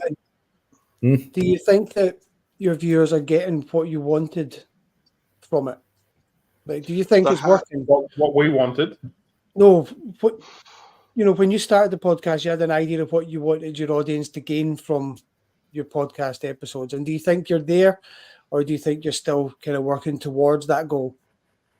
We don't get an awful lot of feedback, so it's hard to know what people actually want. Right. If we got a lot of feedback, then we'd probably tailor things to what people actually want, but we don't get a lot. So we're just kind of doing our own thing and see if something sticks or works. And if people keep showing up and listening to us, then we'll keep doing it. Yeah, I think that's pretty much what it is. So how long have you been doing it for then, in total? Just over a year now. Just over a year? Yeah, a bit over a year, I'd say. Yeah, I think we just this week was episode 60 from memory, or 59 or something like that. Yeah, I think so. 59, I reckon. Yeah. And we sometimes skip a week, like, because life gets in the way, Mm-hmm. Cam had a mental health week the other week because he was having a rough time, and it's just like, that's the first week we've ever yeah, it's the first week we've missed. There was another one we missed because you were sick, I think, Cam. We were able to, because we used to have. Oh, we caught it up, did we? We caught it up. Yeah. We used to have like a delay. So then if we skipped a week, the Spotify would still go out on the same day, if that makes sense. And then the recordings would just move around. But yeah, basically last week we missed because my dad got sick. So, that sucks. But we're back at it. And I'm sure we'll catch up again sometime. But we won't. It's just 59. That's what it is. So just over a year, which is cool. Yeah, Cool. and like I said, people don't pay for it, so you can't have any expectations. We'll just do whatever we want. Sucks for you guys, unless you want to pay for it. Then we'll sort it out. So, with you've got the schedule, Cam, for kind of upcoming topics. Is there anything that you're kind of excited for? I'm just going to pull it up because I'm not going to lie to you. I don't remember it at all. Usually what I'll do is like I'll come up with the next like 8 weeks, say, all at once. Ryan and I will leave it in. Yeah, but then I just don't think about it until then. And just as we tick it off, I check that week's one for when I'm making the stream. And then when we get low on what's next, like what is options, then I'll come up with another bunch. So I probably need to come up with some more. I'm quite excited for one we're going to do about like different cultures, ways of keeping fish, or understandings of keeping fish, and I think that'll be interesting, shall we say? Because I think, to be honest, that one probably will need us each to think about it a little bit more before. Yeah, it'll probably need us to think about it a little bit beforehand. So the topic was different cultures, ways of keeping fish. Yeah. So you're saying like different countries, or in Asia, you probably see lots more flower horns, arowanas, stingrays, that sort of thing, because they're culturally that's what they like to keep. Yeah, but I mean, even more in the sense of like, a lot of Asian cultures would be like, the beer tanks with like the tile bottom and like nothing in it, and then that's like the whole thing. And then you get, I mean, also the other side of the Asian sort of fish keeping stuff where it's like the real high tech like planted tanks and like the ADA style like aquascaping kind of thing you get. Well, that's what you think of when you think of like Holland and things like places like that, is the aquascaping and that, Yeah. And then there's like German, the really high intensity of the high quality of everything. Yeah. And then you get like I don't know, like that side of American fish keeping where it's a bit more like focused on, well, it's kind of more recent, but you get that the Wallstad type stuff and the like no filter type stuff and like the real like focus on like the low tech side of things and that, and you kind of can mix the American stuff. A lot of the American content I've seen, which is probably just my Facebook page bringing it up, is they go to like random lakes behind Walmart and stuff and catch all these random fish and put them in their tanks. They got African cichlids in there. They got all sorts in all their waterways. People releasing stuff because down in like Florida, they got all this random. Like I saw someone catch like a, like platinum alligator gar, which is like a really expensive fish, just swimming around doing its thing. Like there's random shit like that all the time. Yeah, I was watching a channel where these guys offered a service where they would get called out to people's houses, and they would empty out their ponds in the back garden, and they were coming up with like some seriously weird fish that people had obviously just dumped in their pond. Like and like stuff will get washed around from all over the place and all that kind of thing. So that's kind of what we're going to talk about. That is actually a good reminder. Cam and Ryan, think about that for a couple of weeks when are we doing that? There. But when are we doing that? Oh, actually, that's this week. So. Oh, cool. Thanks, Matt. You still got like 4 or 5 days. You'll be all right. Sure. But yeah, that's kind of what we're going to talk about. And like, there's the other side of things where it's like, I don't know how to explain, but like almost the value of fish is like different for like different cultures. Like some it's like really, you get your red arowana, for example, is like really significant culturally for a lot of Asian cultures, or some stuff like why can't I think of any examples? But like Koi. koi, for example. Like a look lot of at that's the focused to Asia, but there's around the world there's different things that's important. if you look at the Amazons, they have bloody cardinal and discus festivals. Have you guys seen Oh those yeah, ones? Yeah. Where they have the cardinal versus the discus. They have this big festival where the cardinal competes with the discus to be the best, most extravagant display and stuff, and it's all part of their like really heavily ingrained in their culture. yeah. And then like you compare that to New Zealand, and it's like people don't know that there's more than goldfish, like that kind of thing. So it's a bit. I was going to say people don't know there's anything more than the All Blacks in New Zealand, but yeah, you're right with goldfish. Yeah, hey man, don't give people some credit. And most people wouldn't even know we've got native fish or stuff in New Zealand or care. They probably think a trout's native to New Zealand. Yeah, man, don't worry about it. Yeah, I mean, talking from outside of New Zealand, there is not a lot of information. Oh yeah, 100%. Even for like people who try to learn about it. To be fair, our fish that we have here are all relatively plain Jane in comparison to the other tropicals we get, and they need to be kept in cold water because it's cold down here, or cooler water. So I can understand why there's not a lot of information about New Zealand natives in the world for that reason. Because they're not particularly exciting. No one's going to export them, are they? Yeah, the thing I always reckon though is I reckon Americans would be absolutely crazy about like our eels, like the longfin and the shortfin eels. Like I've actually been asked about them a couple of times by Americans, like seeing, I think there was like a River Monsters episode about them or something, and that's how people get introduced. But like there is things, I guess, probably not as many as like a lot of other places, but stuff to think about. Like they're pretty cool. I love me some good eels. How big do your eels get? I mean, are they large, gigantic? Large, yeah, real big. Like a couple meters, or like meter and a half or long, something. 2 meters long, probably. Yeah, probably pretty girthy. As thick as like a tree trunk. We've got a river. Thick. We've got a river not far from my house, and my dad takes my little boy down for a walk and feeds the eels. And he said that he actually said that if some of the people that walk their small dogs down there knew how big some of the eels were in there, they wouldn't let the dogs anywhere near the water. Oh yeah, 100%. Yeah. I got my granddad is like, how old is he? He'd be like 80, and on his arm he has this massive scar from when they were tickling for trout when he was like in his teens, and an eel latched on, and they got those teeth that like hook backwards. And so it like grabbed on, and like he was like running around trying to get it off, and then like his brother, I think, just like whacked it with a stick to like get it off. But even now, like what's that? Like 60 years later, he's still got this big scar, and you can see it's like along here, but you can see the teeth mark of this massive eel. But you don't see, especially around here, you don't see too many big ones now because apparently they're good eating. So a lot of the ones you see are quite little, and then obviously like the classic runoff and stuff poison them all. Cam would be talking while he's muted today. You're on mute. Yeah. I can confirm eel does taste pretty good. Yeah. They the eels that we get over here, the European eel, they're quite nice. Yeah. I think they're very similar, like shape-wise, in that to a lot of the European eels, but bigger, more teeth. There's a lot of unknowns about the actual life cycle and their reproduction and stuff too, isn't there? Eels, they go really old and they go to sea and then they die and then babies come back.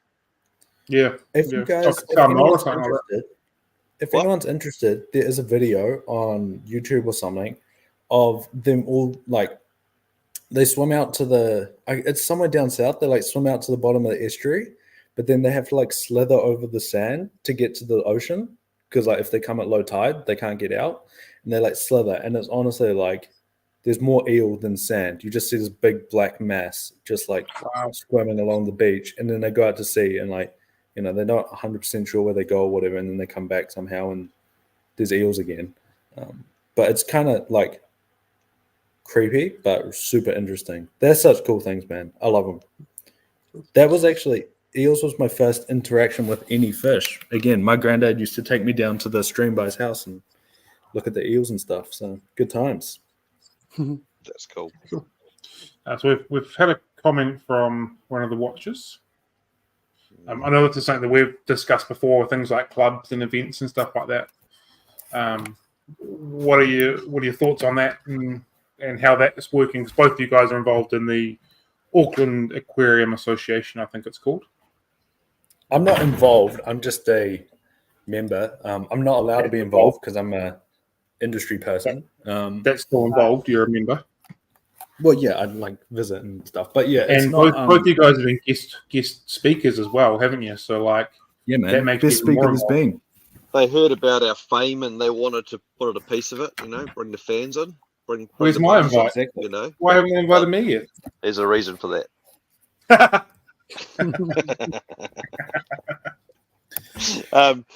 Yes, it's very interesting, and I've tried to run fish clubs too. Obviously, very poorly compared to how the one in Auckland is currently running because it's cranking. But we have a guy called Frank who has a lot of experience with fish clubs, especially through America.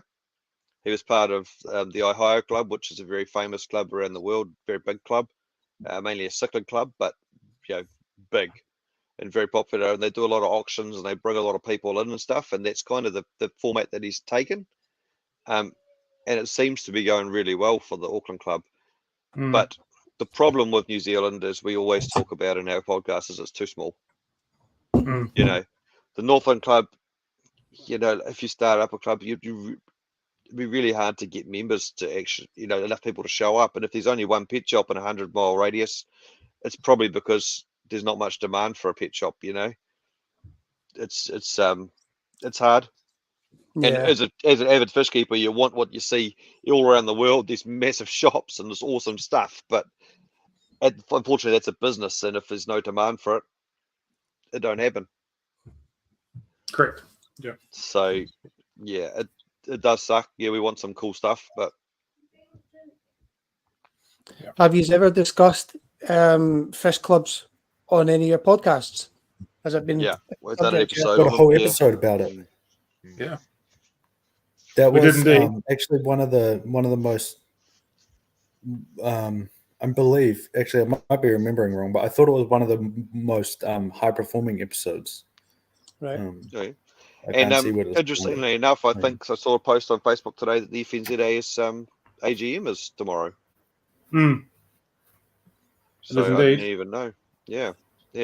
We've got a New Zealand, the Federation of New Zealand Aquatic Societies. So it's essentially a group of clubs in New Zealand. I think they got a little bit upset with us when we talked about them in our podcast. But yes, the summary of what it was is we don't believe they've stayed relevant enough to add any value to hobbyists. So, like the Auckland Club's probably the biggest club in the country and the most active club in the country. Again, without seeing all the clubs in the country, I'm making an assumption. But they saw no value in joining up with the New Zealand Society. So they're kind of just doing their own thing, yeah. Yeah, there's no value in because they charge a capitation per person and all that sort of stuff, and they have rules and regulations that you have to follow to be a part of their society. Yeah. So it used to be quite big and it used to be quite popular, and I've been involved in it, and I think Cam's been involved in it. I think I was vice president at one stage, and it was quite big. I've been secretary or vice president or something too. Yeah, and done all that sort of stuff on a national level. But as the internet's come up, the clubs have sort of gone down, and the value's just a little bit hard to ascertain value and relevance of it. Yeah. For the record, it wasn't actually the FNZAS that had a quiet word to us. It was a member of the FNZAS, and I had a conversation with them and put my thoughts forward, and they understood what I was saying after having that conversation. But yeah, there was definitely a couple of messages exchanged regarding the episode that we did. And like, you got to watch your mouth, otherwise we'll put a head out. That kind of thing. And send the fish police around to your house.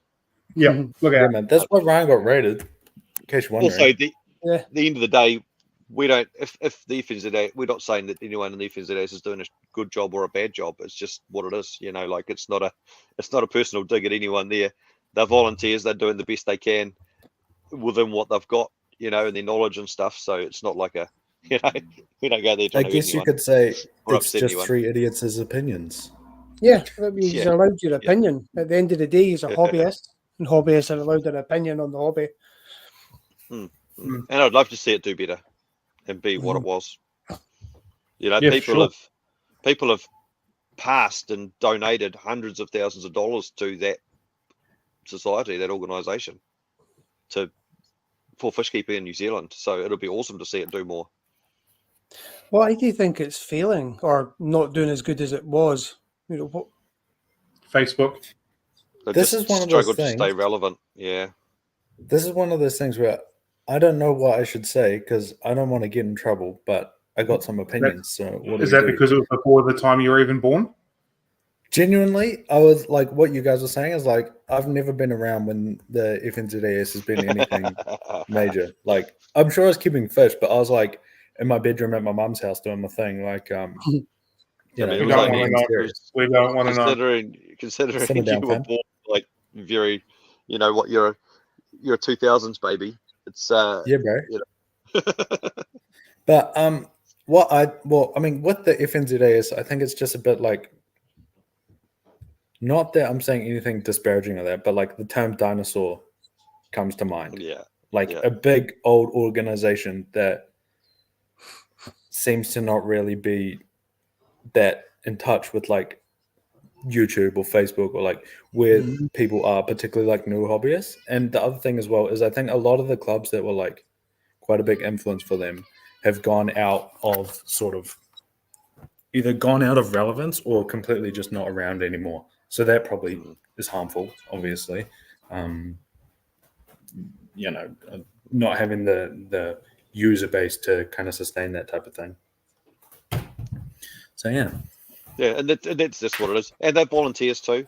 When I was involved in it, I was a volunteer. So, like, they're not going to go out and run this big national advertising campaign and run these big social media platforms and do all this promotion as volunteers when they've got their own lives, they've got their own families, they've got their own things going on. So it is also proportionate to the energy and the knowledge of the people that are there doing it. I don't have the time to do it. I'm definitely not judging them because I don't have the time to do it either. You know what I mean? So it's there's some very, very passionate people involved still, like some incredibly passionate fish keepers involved in it still. And talking to them, they want the best for the FNZAS. They want the best for the industry. They want the best for the hobby. They love keeping fish in glass boxes just like the rest of us. Like there's no doubt, no question there whatsoever. Yeah. But like they're volunteers and everyone's got their own life and everyone's got their own time and some things just don't quite work sometimes.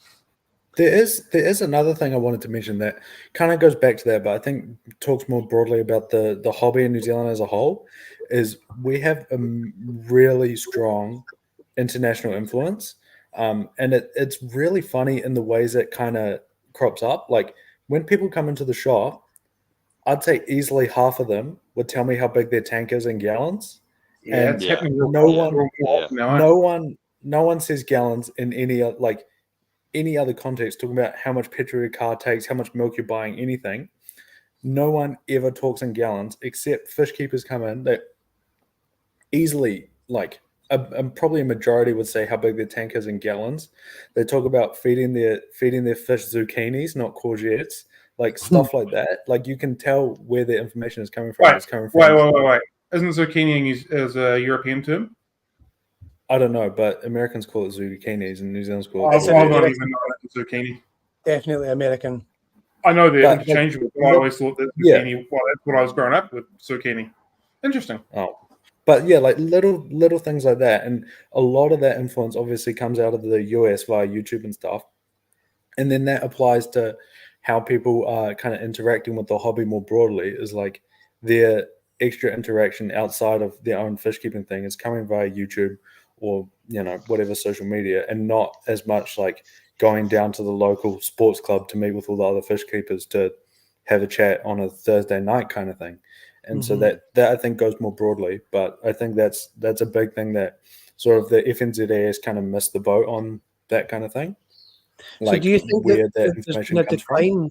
Sorry, do you think there's been a decline in members of your local clubs, which is having 100%. A knock-on effect to FNZ?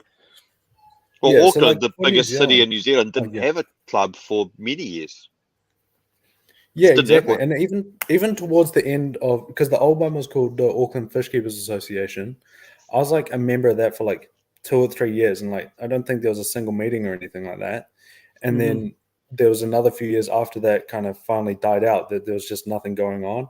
And then now we've got the Auckland Aquarium Association, but that's still a relatively new thing. I think it's not quite hit a year of existence yet. And I'm sure a lot of different cities either don't have anything or have like very small clubs or very inactive clubs and things like that, just from they kind of just died while YouTube is picking up. But I think there is demand. Like I think there's definitely demand for people to go physically talk to people and like get that connection in that. But as Ryan alluded to before, it's a volunteer thing. Running that kind of thing, like with that, I can imagine it'd be an absolute nightmare. Like, and Frank puts a lot of, you can tell Frank puts a lot of energy into running that club. Like, there's a lot of work he does into it, and he's put a lot of good stuff into it. And the other thing as well is, I know Frank put, like, I don't obviously know anything about the books or anything, but I know Frank put some money in to get it started, because obviously can't start from nothing. Like, got to rent the hall and all this kind of thing, and you know, a lot of people don't necessarily want to do that for valid reasons. Like I probably wouldn't want to do that massively. So it makes it harder to kind of restart everything, given most cities don't have much going on in the way of club scenes, in New Zealand at least. Do you think the podcast is a platform that could potentially stimulate new members for clubs? Do you think it's got a place in kind of bringing people back to clubs? Or it could be used for that? I'd say so. I think it's something I get asked about a lot, and I think even more broadly from the podcast is like, I think it's industry as a whole has a role to play in kind of, because that's where people, like average people, their sort of touch point with fish keeping in a more broad sense is like, obviously that's where you go to buy your fish, buy your food or whatever. So almost put in those the people in connection with the club or whoever's running the club or whatever. That's a really important connection to be made. And I think the best way to kind of scale that is go through the shop or whatever sort of industry actors kind of interacting with people. Because otherwise, like a lot of people, like I know a lot of members of the Auckland club, they don't necessarily like went to find out about the club. They didn't necessarily like want to join a fish club. They have gone into shops or seen a Facebook post about it and seen that this exists, and then it's like, oh, that sounds like something fun to do, we'll do that. But not like I'm going to sit up like, where is the fish club in Auckland, New Zealand? Enter, scroll through, find it. Oh, this day, going boom, boom, boom. It's more like, oh, that's cool, we'll do that. Like, yeah, people aren't, not everyone's as serious about fish as we are, I guess, is the crux of that. Do your clubs have auctions, like fish auctions? That's a thing over here in the UK. Yeah, they do that. They do that now. That's one thing that brings people in. Yeah, I was going to say, because if you're advertising that in a shop, you're that's definitely a way of bringing people in, because it's different. It's exciting for somebody that's just new to the hobby. And there's been some absolute bargains go through the auctions up there. Like there's been fish that have $300 retail sell for $20. You know what I mean? Like there's been some awesome stuff go through. You know, stuff that I don't even keep, but I've been tempted to buy because I thought, man, I've always wanted one of them, but I've never been able to justify spending that much money on them, you know? Yeah. Particularly with the plants as well. Like Frank, who is the like president, I guess, of the Auckland club, he's like a planted tank guy. And there's like plants that'll be for sale, like through him or his acquaintances who've donated them or whatever. And it's like, I've never even heard of this plant, let alone seen it. And it's just here and you can get it for like $6 easy. And it's like just crazy stuff. But yeah, and then there's like obviously your normal like fish and equipment and things like that people always need. But yeah, it's funny that you say Frank is a plunder tank guy because I've always known him as an African cichlid guy.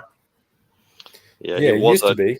Was a moderator on Cichlid Forum when I first ended up dealing with him when he was living in America, and then he moved to New Zealand. So, yeah, there's like things like I've had conversations with him where he'll like casually just drop like, oh yeah, one time I was hanging out at like Stuart Grant's house or whatever. I'm like, what's going on here? And he's like, oh yeah, he gave me this little pleco cave or something. It's like, that's wild. It's wild that we have that kind of resource in New Zealand. Personally knows Ad Connings and Leif Demanson or whatever.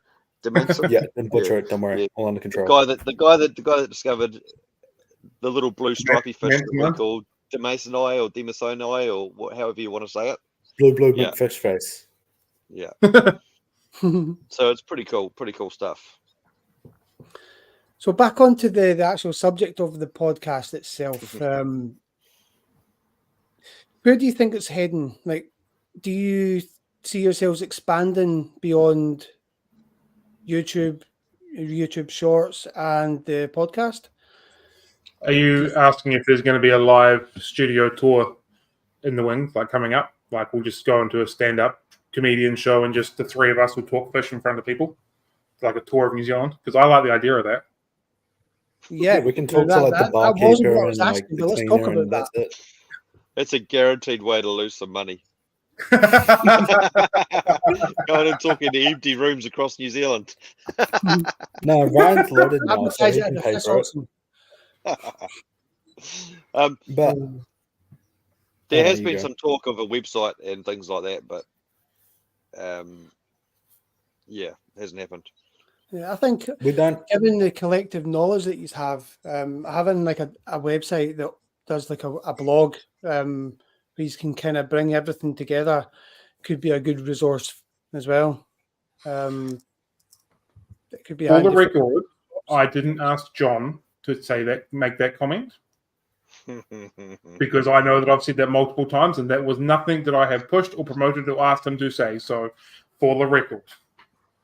So, I will say something quickly. So, I haven't talked to you guys about it, but I guess everyone else can have a sneak peek here. But because I've got you what? Sorry. I said, hey. Oh, hey. But obviously, I got some personal stuff going on at the moment. But once we get out the other side of things, I was thinking I'll have more time to do some more stuff in terms of, if we wanted to write a blog about things we talk about, or put some more effort into the marketing side of things and that kind of thing. So that might be something fun that we can do one day and kind of grow and get some more listeners and all this kind of thing. But there's nothing concrete in the wings at the moment. But right, yeah, to move through this transition first, this transition first. Exactly. Next day. Yeah. Yeah. Yeah. So what time does your live stream go out every week then? Just for everyone that's never watched it yet, just kind of where can they find you? What can they see? So the live recordings is Wednesdays at 7 a.m. Usually for about an hour to a little bit more than an hour. And then the podcast feed goes on Sundays at 9 a.m. more or less. Obviously New Zealand time. And then the shorts, I think, just kind of go out whenever. Like there's no schedule, just sometimes they go out, sometimes they don't. Whenever Ryan does his job. So they don't go out. Never. Well, to be fair, Feeling a bit guilty about that one? When I first did them, no one did anything with them for like 2 or 3 weeks. So I was like, oh, bugger it, what's the point? You realise that like the first one you did is the week that I went away. Well, regardless, it's and you did it, and you took 2.5 weeks to do them. So the general conclusion is after this we're probably going to have a meeting and sort our shit out. Yeah, we're having another meeting. Yeah, sort our shit out. Get Ryan, crack the whip, get Ryan back into line. There's been a few comments that we should stay behind the computer screen, so I just think that's not very cool. We should get out to the people. That sounds like we need to actually do a world tour. Yeah, you can come over and talk to the fish clubs over here. Hey, if they want us, we'll be there. If they want to pay. Yeah, definitely. They can fly us over. That's fine. Mm-hmm. Pea and whiskey. What's that? Well, that'll work for Ryan. Pea and whiskey. Whiskey. Oh, I'm there. Yeah, I don't think me or the other Cam drink, so that might be problematic. It's just even worse. It's even better or worse for me. Well, guys, I mean, I've not got any more questions about the actual podcast itself. Is there anything that you want to share and get out there? Anything that we've not covered that you want to talk about? I think if you haven't watched the podcast, you need to watch the last episode and send us an email on the question that has been asked, because I'm very excited to see the results. So far, I'm getting married, and you two are tied for having romantic relations and being killed. So from the results that I've seen, but I've only seen 2. So are we killing each other or having romantic things together? Hey, time will tell. So Cam can explain the segments a little bit more than what we do. How does that sound? To make life a little bit easier. I guess the structure of an average episode is like we start off with just like any stories or things that have happened to us fish related. Well, I mean, we stretch the definition of fish related sometimes. Loosely fish related. Anything notable that has happened in our lives in the past week is usually where we start. So like Ryan will tell us about whatever thing broke in his fish room. Cam will tell us about whatever fish bred. I'll pull something out of my ass generally. And then the Oscars have done. Yeah, exactly. Then next we usually do we try to do a listener mail segment. We struggle to get any listener mail, so sometimes they get skipped. But if we have any listener mail, that's when we people email us like a question or a story or something. We go over that in that segment. And then what's the email address that people need to email to? It is podcast3idiots@gmail.com. So if any of your listeners want to send us an email, I'll keep an eye out. I don't have much to slip through, so it'll be there. Somebody commented that in the chat a little bit back as well, the email address. So it's just well, either that or you can just message us on Facebook or tell us in person or something. We'll figure it out. But that's probably the go-to email address. And then after that is normally we do a random question, which is generally not fish related. But last week I decided, instead of asking the other hosts the question, I decided I'll ask the listeners the question of have sex with, marry, or kill. What would you choose out of the 3 hosts? And then the plan is next week, instead of the random question segment, we'll go over the answers of that. Hopefully have a laugh and hopefully not offend anybody. And then usually after that, we go on to the main topic of whatever the subject is for 20 minutes. And then I have to go to the toilet, and then we call it a day, basically. That's pretty much how it's structured. Yeah, exactly. Too easy. So yeah, sorry, we do every week. At the end of our live streams, we usually ask our guest what we call School of 6, which is just 6 random questions for the guest. They're not random for us because we ask the same questions every week. But given that there's 3 guests on today, what we'll do is I'll ask the question, and then each of you will answer individually, and then we'll ask the next question, and we'll just keep going around until they're done. There's 6 questions, obviously. Too easy. Yeah, well, they are. Just the first answer, so no need to think about it. We'll go. How about we just say which order you want to go in, so no one's blurting out answers. We're looking at the screen. We'll go you, Cam, and then Cooler Cam, and then Ryan. So clockwise. Right, the first question is tea or coffee? Cam. Coffee. Coffee, 100%. Beer. Why is that not a surprise? I don't drink coffee, so Look at him. Yeah. Right, next question. You don't get a physique like this drinking tea or coffee. Next question is head or tails, Cam? Tails never fails. Yeah, I was going to say the same thing. Tails all day. Heads. Just to be different. Right, paper, scissor, rocks. Cam, go. I tend to go rock because I normally only play paper, scissors, rocks with my boy, and he always goes scissors. So I've always got the one-up advantage on that one. Stop bullying him. I usually go paper because everyone goes rock. Ryan? And scissors. Got to cut everything. Yeah, just cut it up. Right. If you could have a meal with anybody, past, present, or future, maybe, who would it be? Anyone in the world? Fictional character, real person? Go. My Nana and Papa, who are not with us anymore. Okay. That's a sad answer. I don't know. I'd probably say that. I don't know. Bob Marley. Been listening to a lot of him recently. Nice. Right? Dave Grohl. Nice. Yeah. Okay. Are we alone in the universe? Cam? Not a chance. Cooler Cam? No shot. Plenty of fish out there. Ryan? Yeah. No. Okay. Unicorn fish. So if you could have any fish, you could see a fish in the wild or have it in an aquarium, what would it be? No, it's pure fantasy, so it can be as big as it needs to be. I've always wanted to have a vampire pleco. I think they're absolutely phenomenal fish, and we can't get them here. Okay. Cooler Cam? I think for me, what I would love one day to have like a big pond in my backyard and have some eels in there. I reckon that'd be sick. Going back to what we were talking about before. Cool. Right. And I'm going to go with just in general, like a loose diving Lake Malawi. You know, like nice.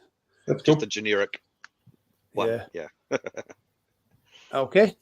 Well, that's that then. Just the last part of it is just a shout out to the viewers. Where can they find you? And we've obviously answered when, but where about? It's just getting shared up there now, so that saves that question.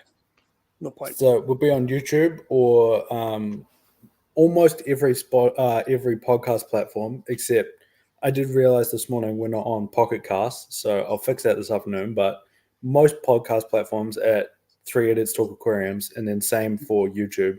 And I think we do have Facebook and TikTok and stuff, but mostly YouTube or your podcast platform will be your best bet, I'd say.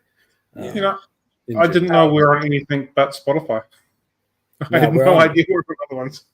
It's like 90% of our listens is on Spotify, but there's like Google Podcasts, Pocket Casts, Castbox, a few other things. iHeartRadio does them as well, eh? Is that right? Yeah, we're on iHeart. Oh, yeah. Hey, look at us go. Man, don't worry about it. I got it all under control. You guys don't need to worry about it. Learning stuff. Exactly. Amazon Music. What else we got? Radio Public. Got heaps of stuff, bro. Don't worry. I'm all over it. Okay. You don't worry your pretty little head. Oh, I'm not worrying my pretty little head.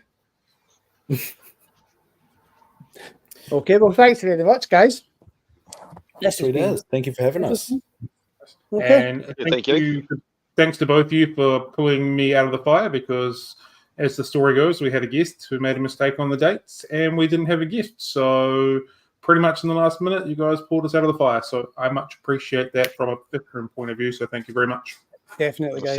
Said that you're lucky to have such famous, interesting friends, you know? Oh. Let's skip over that one. Let's move on, eh?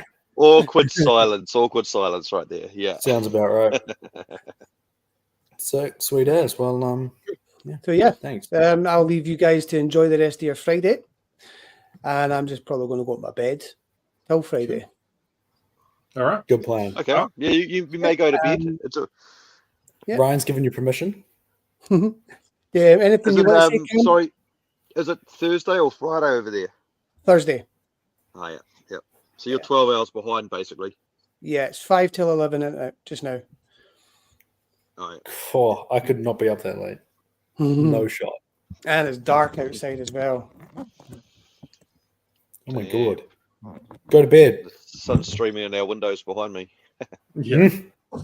I can see it, and I'm jealous.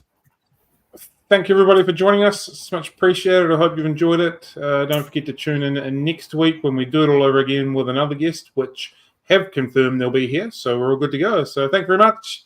Have a good one, team. Happy fish See you keeping. guys. Bye, Catch you guys. later. Bye. Thank you. Bye.